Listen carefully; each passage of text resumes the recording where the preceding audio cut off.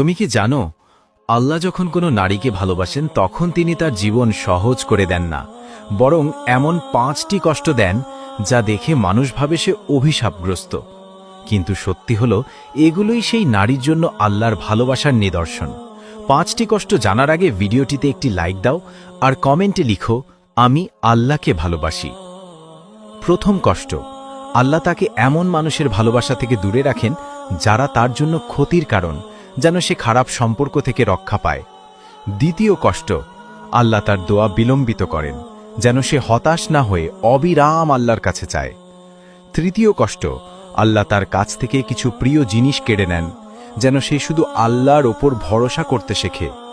চতুর্থ কষ্ট, আল্লাহ তার সামনে এমন কঠিন পরিস্থিতি ফেলেন যখন মানুষ তাকে ভুল বোঝে বা অপবাদ দেয়, যেন সে একমাত্র আল্লাহর সন্তুষ্টির দিকে মনোযোগ দিতে শেখে।